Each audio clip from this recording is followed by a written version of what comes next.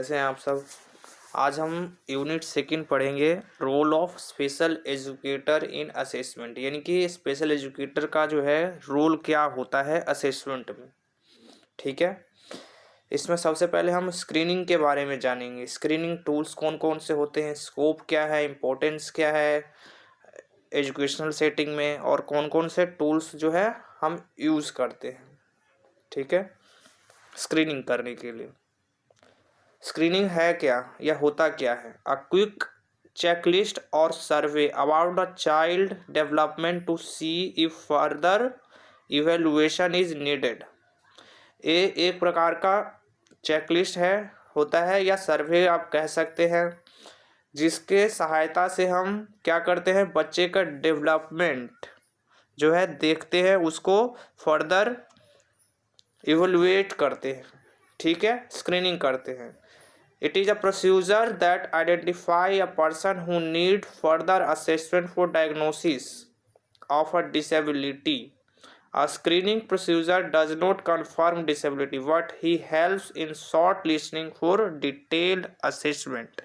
यानी ये एक प्रकार का प्रोसीजर है जिसके माध्यम से हम आइडेंटिफाई कर सकते हैं कि किस व्यक्ति को या ऐसे कौन से पर्सन्स हैं जिनको फर्दर नीड्स है, आवश्यकता है असेसमेंट करने के लिए, डायग्नोस करने के लिए डिसेबिलिटी, किस प्रकार की डिसेबिलिटी है। ठीक है, उसमें सहायता करता है आइडेंटिफाई करने में, छांटने में, पर ये कंफर्म नहीं करता है कि कौन सी डिसेबिलिटी उस बच्चे को है। ठीक है, ये सिर्फ हमें सहायता करता है कि हाँ इस बच्चे को ये डिसेबिलिटी हो सकती है। फिर उसके बाद हम डिटेल असेसमेंट करते हैं। ठीक है, असेसमेंट के बारे में हम थोड़ा बहुत जानकारी ले चुके हैं पहले वीडियो में। डेवलपमेंटल स्क्रीनिंग क्या होता है, इसी के कुछ टाइप्स हैं, स्क्रीनिंग के कुछ टाइप्स हैं, जिसमें पहला है डेवलपमेंटल स्क्रीनिंग। अब में इसका गोल क्या है, the major goal of developmental screening is to reduce the time that elapse before any intervention begins, यानी टाइम को रिड्यूस करना। ठीक है, कि डेवलपमेंटल जो है स्क्रीनिंग जो है वो समय से पहले स्टार्ट किया जा सके। इंटरवेंशन बिगिंस, शुरुआती समय में ही हम डेवलपमेंटल स्क्रीनिंग कर सकें। ठीक है, if the screening to be effective it must be accurate, comprehensive and cost effective. Screening जो है इफेक्टिव भी होता है और साथ ही साथ एक्यूरेट बताता भी है, कम्प्रिहेंसिव भी होता है और कॉस्ट इफेक्टिव भी होता है। Developmental screening can occurs through variety of methods. Screening करने के बहुत सारे मेथड्स होते हैं, हम चेकलिस्ट के माध्यम से कर सकते हैं या इंटरव्यू के माध्यम से कर सकते हैं। ठीक है, they can include parent interviews, observation भी हम कर सकते हैं चाइल्ड का, और the use of specific instrument, एक स्पेसिफिक इंस्ट्रूमेंट की अगर आवश्यकता है तो वो भी हम कर सकते हैं, या चेकलेट की सहायता से भी हम कर सकते हैं। नेक्स्ट है मेडिकल स्क्रीनिंग। अब बच्चे का मेडिकल स्क्रीनिंग कैसे होगा, तो इसमें हम prevention is better than cure, यानी बचाव के लिए हम स्क्रीनिंग करते हैं। ठीक है, for preventing the mother and child from various infections and disease which may lead to impairment and disabilities.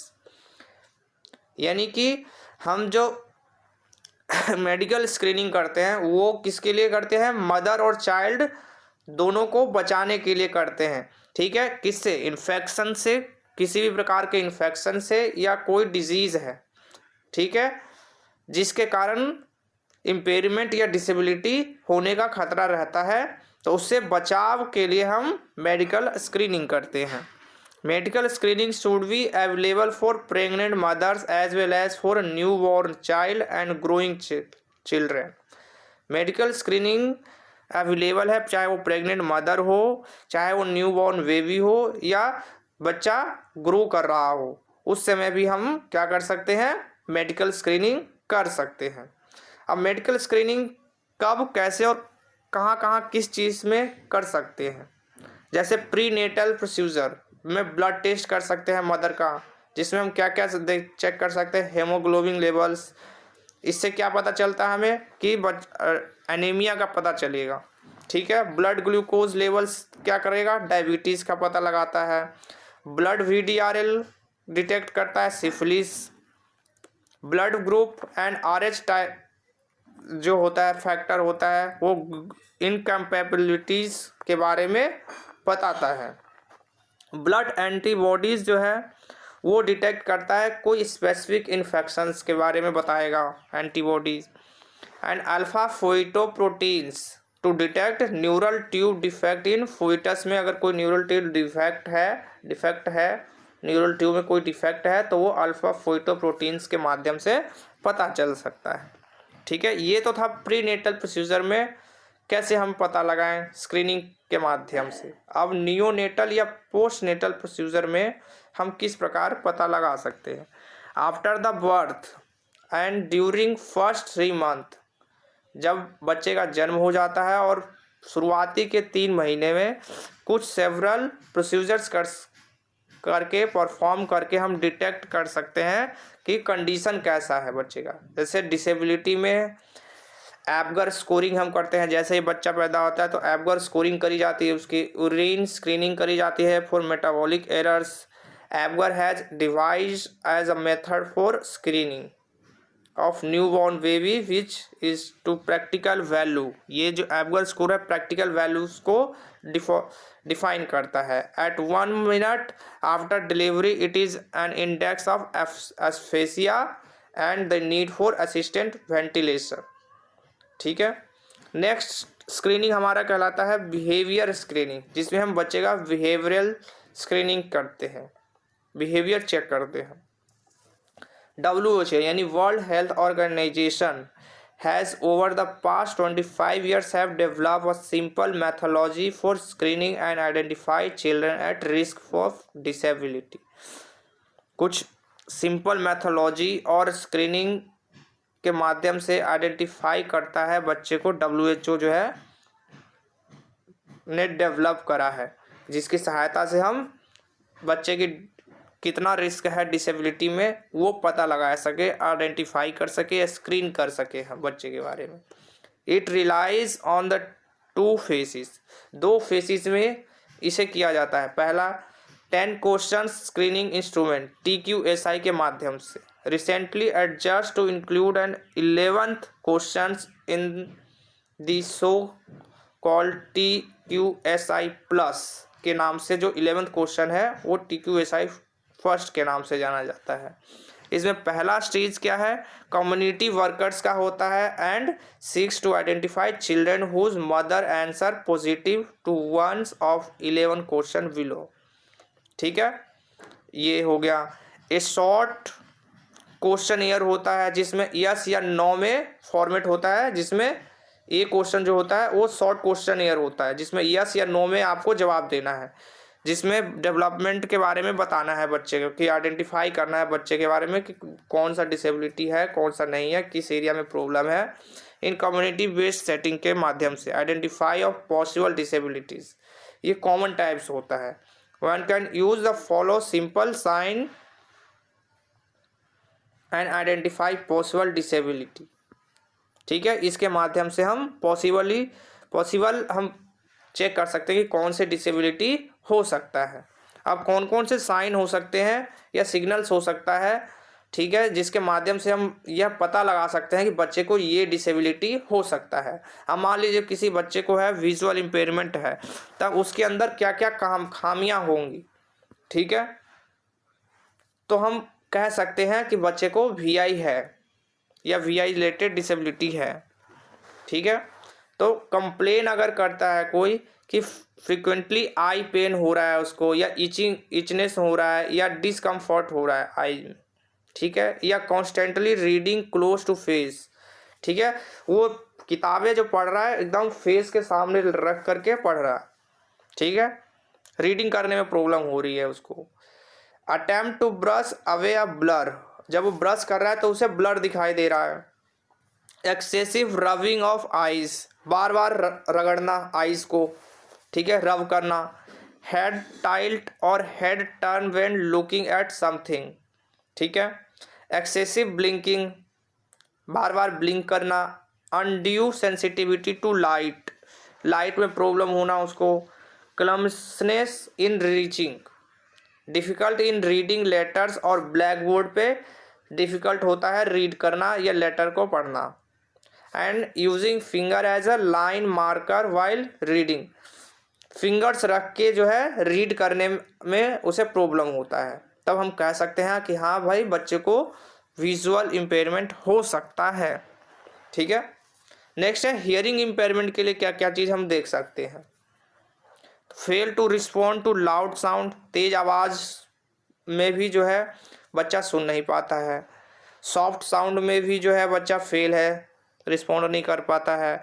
Turn head to locate where from where sound comes, मतलब बच्चा यह नहीं समझ पाता है कि साउंड किधर की साइड से आ रहा है, लेफ्ट से आ रहा है या राइट से आ रहा है। ठीक है, shows no interest or less interest in playing with noise making toys like rattle। ठीक है, इंटरेस्ट नहीं लेता है बच्चा खेलने में टॉयज के साथ, ठीक है, जिससे आवाज़ आती है। Fail to develop language unlike same age groups of child या चिल्ड्रेन। ठीक है, सेम एज के जो ग्रुप्स वाले जो बच्चे हैं उनका डेवलपमेंट ऑफ लैंग्वेज जो है सही है, पर इनका थोड़ा कम होता है, वीक होता है, स्लो होता है। अंडरस्टैंड सिंपल वर्बल कमांड्स को नहीं समझ पाते हैं। अगर हम सिंपल वर्बल कमांड्स बोलेंगे बच्चे को कि बच्चा जो है को बोलेंगे कि हाँ अब बेटा आप एक गिलास पानी लेकर के आओ, या फिर बोलेंगे एक बोतल में जो है पानी भर कर के लाओ, ठीक है, तब वो समझ नहीं पाता है, कमांड क्लियरली नहीं समझ पाता है, या हम क्लियर कमांड नहीं दे पाते हैं, कभी कभार ऐसा भी हो सकता है। ठीक है, इंटेलेक्चुअल डिसेबिलिटी को कैसे पहचाने, तो इनका जो है माइलस्टोन डिले होगा। ठीक है, अनएबल टू कंप्लीट, अपने टास्क को कंप्लीट नहीं कर पाएंगे, इम्पल्सिव बिहेवियर शो करेंगे, मटेरियल्स को इधर उधर फेंकेंगे, पीयर्स को पुश करेंगे, शाउटिंग करेंगे। इसके अलावा अटेंशंस नहीं दे पाते हैं और आई कांटेक्ट नहीं हो पाता है। ठीक है, may not give verbal response नहीं देंगे, और स्टडी करने में डिफ़िकल्टीज होती है इन बच्चों के। ठीक है, ये कुछ उदाहरण थे। ठीक है, कि हम कैसे स्क्रीनिंग के माध्यम से समझे कि कौन से बच्चे को किस प्रकार की डिसेबिलिटी है, तो हम इनके माध्यम से इस प्रकार से समझ सकते हैं कि हाँ बच्चे को हो सकता है आईडी हो या फिर वीआई हो या एचआई हो। अब कुछ एग्जांपल्स हैं स्क्रीनिंग टूल्स को। ठीक है, जो जनरल डेवलपमेंट में और एएसडी जो ऑटिज्म वाले बच्चे हैं, ऑटिज्म स्पेक्ट्रम डिसऑर्डर, उनको पहचानने में या उनके लिए स्क्रीनिंग टूल्स का यूज़ किया गया है। ठीक है, तो age and stages questionnaires, ये इस क्यू इसका फुल फॉर्म है, एग्जाम में आता है। ठीक है, जनरल डेवलपमेंट स्क्रीनिंग, ये एक प्रकार का जनरल डेवलपमेंट स्क्रीनिंग टूल है जिसमें पेरेंट्स कंप्लीटली क्वेश्चनियर यानी क्वेश्चंस पूछा जाता है पेरेंट्स से। सीरीज ऑफ 19 एज 19 साल तक के लिए ये यूज़ होता है। स्पेसिफिक क्वेश्चनियर स्क्रीनिंग होती है, communication, growth, gross motor, fine motor, problem solving and personal adaptive skills इसमें एडेड होते हैं। रिजल्ट इन पास और fail score for domains, in domains में जो है पास या फेल या यस या नो में आंसर पेरेंट्स देते हैं। 19 प्रकार के क्वेश्चंस होते हैं इसमें। ठीक है, नेक्स्ट है communication and symbolic behaviour skills, CSBS इसका नाम है। इन्फेंट टॉडलर चेकलिस्ट भी कहा जाता है इसको।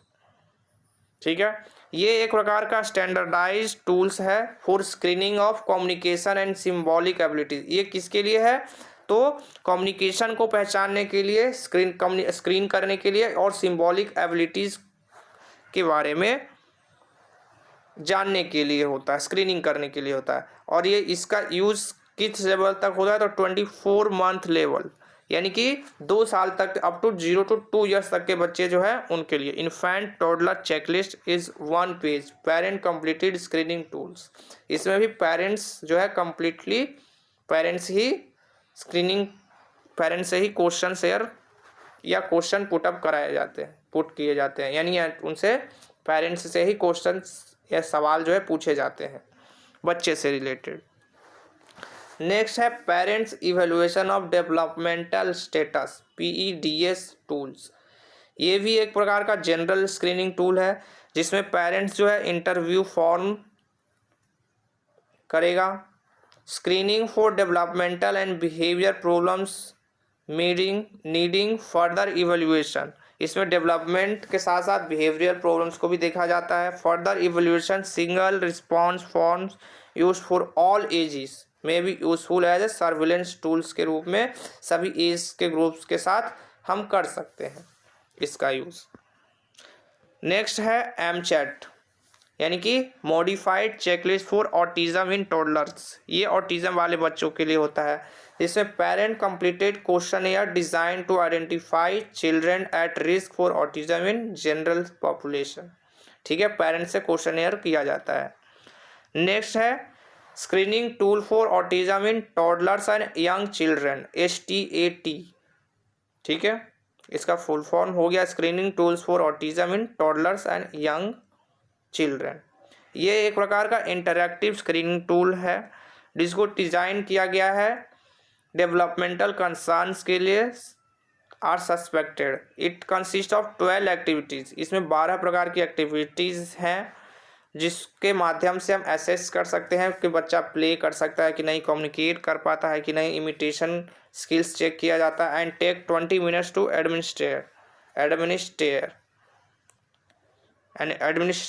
एडमिनिस्टर किया जाता है 20 मिनट्स तक। ठीक है, यानी देखा जाता है उनको। अब रोल क्या होता है स्पेशल एजुकेटर का इंक्लूसिव क्लासरूम में? तो इंक्लूसिव क्लासरूम में बहुत महत्वपूर्ण भूमिका होती है स्पेशल एजुकेटर की। ठीक है, लर्निंग एनवायरनमेंट और इंस्ट्रक्शनल मॉडल्स कैसे हमें इस्टेब्लिश करना है, कैसे प्रोवाइड कराना है बच्चों को लर्निंग अपॉर्चुनिटीज़, कैसे सभी बच्चों को एक स्ट्रॉन्ग लर्निंग अपॉर्चुनिटीज़ कैसे सभी बच्चे को मिले, इन सभी बातों का ध्यान रखना है स्पेशल एजुकेटर का कार्य होता है। स्पेशल एजुकेशन और general education teacher must have mutual respect and open-minded towards the philosophy of inclusion, as well as strong administrative support and knowledge होता है। इनको एक strong knowledge होता है, support प्रोवाइड होता है और इनके बारे में पता होता है, नॉलेज होता है बच्चों के बारे में कि बच्चों की क्या नीड्स हो सकती हैं, ठीक है, डिसेबल पर्सनस की। और फिर उसके अलावा हम स्पेशल एजुकेशन टीचर जो है वो इन्वॉल्व होते हैं एक crucial to success combined learning environment कराने में, या फिर हम यह कह सकते हैं कि एक महत्वपूर्ण भूमिका निभाते हैं special educator combined learning environment में बच्चों को पढ़ाने के लिए हर एरियाज़ को ओवरऑल फोकस, यानी कह सकते हैं कि ओवरऑल एरियाज डेवलपमेंट को कराने में एक महत्वपूर्ण भूमिका निभाते हैं स्पेशल एजुकेटर, या फिर होलिस्टिक डेवलपमेंट करने में बच्चे का एक होलिस्टिक ओवरऑल डेवलपमेंट को डेवलप करने, होलिस्टिक डेवलपमेंट को डेवलप करने में सहायक सिद्ध होते हैं। अब उसमें कौन कौन सी एरियाज़ पे फोकस किया जाता है? तो curriculum design, special educator teacher क्या करता है, हेल्प करता है लेसन प्लानिंग में, क्राफ्ट में, इंक्लूसिव क्लासरूम में, और साथ ही साथ यह इंश्योर करता है कि बच्चे को किस चीज़ की नीड्स है, स्पेसिफिक नीड्स हैं। And teacher work together to develop curriculum accessibly all students, सभी टीचर्स जो है एक साथ मिल करके करिकुलम को एक्सेसिबल बनाते हैं सभी बच्चों के लिए एक समान। ठीक है, special education teacher might make modify to general education teacher lesson plans, यानी कि जो जनरल एजुकेटर है कि जो लेसन प्लान्स है उसको मॉडिफाई करके जो है स्पेशल एजुकेटर उस लेसन प्लान्स को मॉडिफाई करता है बच्चे की नीड्स के अनुसार, या करिकुलम को मॉडिफाई करता है।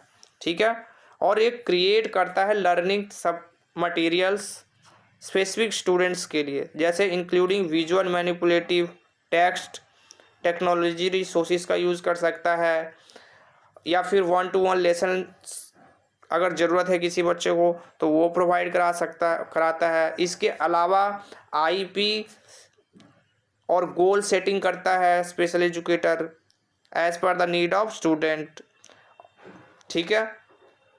उसके अलावा स्पेशल एजुकेटर टीचर जो है हेल्प करता है इंस्ट्रक्शन देता है to understand why certain accommodation and need to how to incorporate them. इन बच्चों के साथ कैसे हम कॉर्पोरेट करके एजुकेशन दे सकते हैं, टीचिंग दे सकते हैं, या क्या किन एरियाज़ में अकोमोडेशन की आवश्यकता है करिकुलम में, ठीक है। इन सब चीज़ों के बारे में जनरल टीचर्स को बताता है, ठीक है। नेक्स्ट है हमारा क्लासरूम इंस्ट्रक्शन, ठीक है, यानी कि क्लासरूम में इंस्ट्रक्शन कैसे देना है।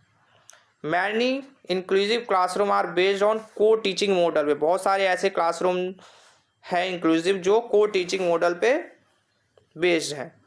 वेयर वो teacher are present all day, दोनों टीचर जो है पूरा दिन प्रेजेंट होते हैं। And use push in models where special educator teacher provide lessons at certain time during the day, एक सर्टेन टाइम पीरियड में उसको टीचिंग प्रोवाइड कराता है।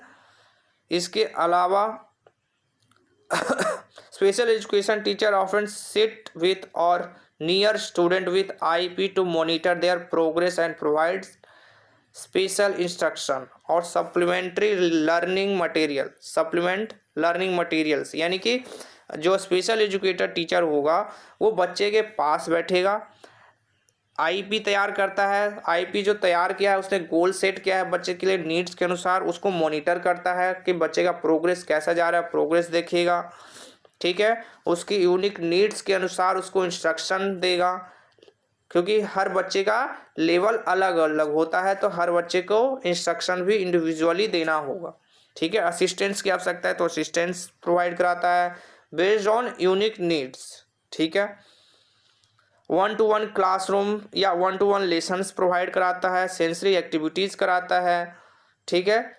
उसके अलावा टाइम टू टाइम अरेंज करता है counsellors, speech therapist, dyslexia coach, अगर आवश्यकता है किसी बच्चे को डिसलेक्सिया है, ठीक है, तो उसको कोचिंग प्रोवाइड कराएगा, स्पेशलिस्ट पैनल बिठाता है। उसके अलावा स्पेशल इंस्ट्रक्शन प्रोवाइड कराता है पैरा प्रोफेशनल्स का, अगर किसी बच्चे को थेरेपी की आवश्यकता है तो थेरेपिस्ट के पास भेजता है।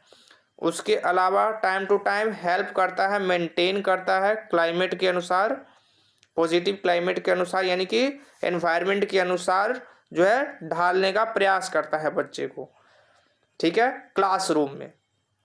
Grading paper enforce rules and other classroom routines जैसे होती हैं उसी अनुरूप बच्चे को ढालने का प्रयास करता है, ठीक है। और स्पेशल एजुकेटर टीचर क्या करेगा, एक साथ तो नहीं कर सकता है सारे कार्य, ठीक है, तो मतलब बच्चा जो है एक साथ सभी कार्यों को सीख नहीं सकता है, इंगेज नहीं हो सकता है, तो उसे क्या करता है स्पेशल एजुकेटर, क्या करता है किस टास्क को जो है ब्रेक यानी छोटे छोटे टुकड़ों में बच्चे से कराता है, ताकि बच्चा जो है लंबे समय तक एंगेज रह सके कोई भी एक्टिविटी में, ठीक है। इस बात का भी ध्यान रखता है टीचर। नेक्स्ट है लर्निंग असेसमेंट। नेक्स्ट रोल है क्या है, लर्निंग असेसमेंट करने में, ठीक है। इसमें कंडक्ट कराता है regular assessment to determine student are achieving academic goal, बच्चे ने कितना अचीव किया है एकेडमिक गोल्स, ठीक है। And sufficient challenges without overwhelming the student should gain and feeling of self confidence and independence in general education setting, ठीक है। बच्चे जो है सेल्फ कॉन्फिडेंस और इंडिपेंडेंस होते हैं जनरल एजुकेशन सेटिंग में, but should also feel sufficiently supported, लेकिन उनको कभी कभार जो है सपोर्ट की भी आवश्यकता पड़ती है, ठीक है। स्पेशल एजुकेशन क्या करता है, वो ऑर्गेनाइज कर देता है एक पीरियोडिक टेबल के रूप में, ठीक है, या एक पीरियोडिक और पीरियोडिकली जो है आईपी मीटिंग या आईपी तैयार कर देता है ऑर्गेनाइज्ड वे में, ठीक है, जिससे बच्चे को भी आसानी हो, फैमिली मेम्बर्स को भी और स्टाफ मेंबर को भी आसानी हो एडजस्ट करने में। एक स्टूडेंट का लर्निंग प्लान जो है तैयार कर देता है स्टूडेंट के नीड्स के अनुसार, असेसमेंट करके कि बच्चे को किस एरिया में नीड्स हैं। ठीक है, नेक्स्ट है स्पेशल एजुकेटर का क्या काम है, advocating for students, serve for students with disability and special needs, advocates for students with disabilities and special needs की आवश्यकता है जिसको जो बच्चे स्पेशल हैं उनके लिए। दिस इंक्लूड इंश्योर करना, यह ध्यान देना कि सभी स्कूल्स जो हैं ऑफिशियली और उसके अलावा स्कूल्स में जो कार्य कर रहे हैं एम्प्लॉयज़ वो understand the importance of inclusion, उनको अंडरस्टैंड यानी समझ पा रहे हैं इंक्लूज़न को कि नहीं, बेहतरीन तरीके से जो है इम्प्लीमेंट हो रहा है इंक्लूज़न में, जो है बच्चे को हर प्रकार की एक्टिविटीज़ में बच्चा भाग ले रहा है या नहीं ले रहा है, उनको भाग लिया एक्टिविटीज़ कराई जा रही हैं, करने दिया जा रहा है कि नहीं करने दिया जा रहा है। ठीक है, इन सब चीज़ों का ध्यान रखना भी स्पेशल एजुकेटर का ही कार्य है। ठीक है, उसको सही ढंग से शिक्षा प्राप्त हो रही है उसके नीड्स के अनुसार कि नहीं। ठीक है, इन सभी कार्यों का ध्यान रखना स्पेशल एजुकेटर का कार्य है। Advocacy might include request inclusion focused professional development activity, especially programs that help general education teacher better understand inclusion based practices and providing information to community members। ठीक है, इंफॉर्मेशन प्रोवाइड कराएगा community members को about success rates for inclusive teaching, उसके अलावा communicate करेगा parents के साथ and also essential for inclusive classroom success. Family should receive regular updates, families क्या करेंगी, रेगुलर अपडेट्स लेंगी अपने बच्चे के बारे में कि बच्चे का एकेडमिक लेवल कैसा है, सोशल या इमोशनल डेवलपमेंट किस प्रकार से हो रहा है, किसके माध्यम से, चाहे तो वो फ़ोन कॉल्स कर सकते हैं, ईमेल्स कर सकते हैं या अदर कम्युनिकेशंस मीन्स का ट्रांसफ़र के माध्यम से हम देख सकते हैं या हम वहाँ स्कूल में जाकर भी पता कर सकते हैं। Parents can help student to prepare classroom routine and expectation for homework and classroom participate should be establish early on. Parents सहायता करेंगे बच्चे को प्रिपेयर करने में, क्लास रूटीन, होमवर्क या क्लासरूम में पार्टिसिपेट करने में उनकी सहायता करेंगे या प्रिपरेशन कराएंगे। नेक्स्ट क्या है, कार्य क्या होता है, वर्क क्या होता है, assessment and identification. Special educator का रोल है आइडेंटिफाई करना कि किस बच्चे को स्पेशल एजुकेशन की या सर्विसेज की नीड्स है। ठीक है, parents specialist to conduct assessment, special educator जो है असेसमेंट करता है, रिव्यू करता है स्टूडेंट रिकॉर्ड्स और फिर प्रोग्राम जो है चलाता है, स्पेशल एजुकेशन प्रोग्राम चलाता है।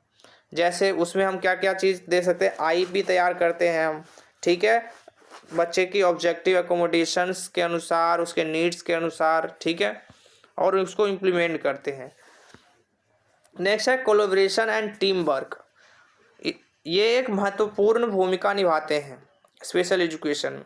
कोलैबोरेशन यानी कि ये एक की फैक्टर का कार्य करता है, कोलैबोरेशन और team work. Special educator work closely with general education teacher, यानी कि स्पेशल एजुकेटर जो है बहुत करीबी या साथ साथ कह सकते हैं हम जनरल टीचर्स के साथ काम करते हैं, स्कूल एडमिनिस्ट्रेटर्स के साथ वर्क करते हैं, हम सपोर्ट स्टाफ के साथ करते हैं, रिलेटेड सर्विसेज प्रोवाइड कराते हैं। जैसे कि स्पीच थेरेपी की आवश्यकता है किसी बच्चे को तो स्पीच थेरेपिस्ट के पास ले जाते हैं, ओटी की आवश्यकता है तो ओटी वाले के पास जाएंगे, फिजियोथेरेपी की आवश्यकता है तो फिजियोथेरेपिस्ट हम प्रोवाइड कराते हैं बच्चे को, या अगर स्कूल में प्रोवाइड नहीं करा सकते हैं तो हम सजेस्ट करते हैं पेरेंट्स को कि आप वहाँ पर जा कर के ये सर्विसेज प्राप्त कर सकते हैं। To ensure and cohesive and inclusive educational environment, हम कोशिश करते हैं पूर्ण रूप से कि बच्चे को एक inclusive educational environment,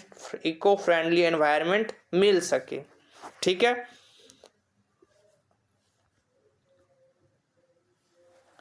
thank you for watching this video अच्छी लगी हो तो लाइक, शेयर और चैनल्स को सब्सक्राइब जरूर करें। Thank you very much.